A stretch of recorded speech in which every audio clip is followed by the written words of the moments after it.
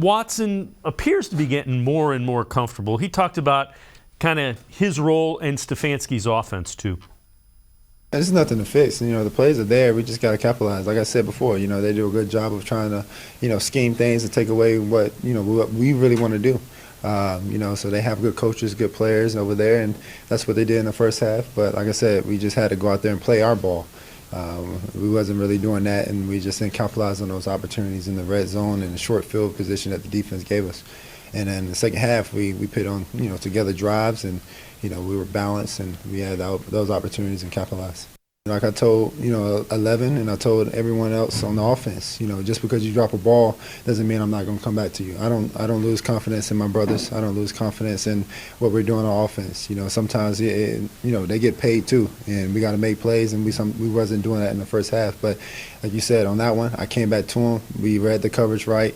DPJ came across the middle and gave it to him, and he finished the play.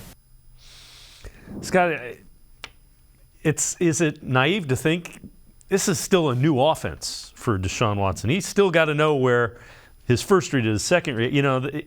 He's just it's not second nature yet to him. Yeah, I think that's all part of the process, Dave. I really do. I mean, it's 5 starts in. Yeah, he had the training camp in the offseason, but it's not the same. It's just not. And he's working with new receivers. They're working with the new offensive line, all of it, new play caller. All that is an adjustment, and a big adjustment, on top of the fact he hadn't played in 700 days, right? So you throw all that in the mix, and I was probably a little, naive about how fast he could get back to his 2020 form. I didn't know it would take all year, but it's certainly going to take all year, if not into next season. Just watching him, and yeah, you see progress, and there's certainly steps that you see week in and week out, and you saw it a lot in that second half in Washington. But in the first half, he did not look comfortable, and it did not feel to me like he was seeing the field like he needs to. And whether that was the protection wasn't great, whatever it was, he just didn't seem like he was comfortable sitting in the pocket. He would escape, and then he'd run out of bounds instead of throwing the ball away, and it leads to sacks. And then something changed in the second half. He got better. He got more comfortable. I thought the receivers did a better job getting open.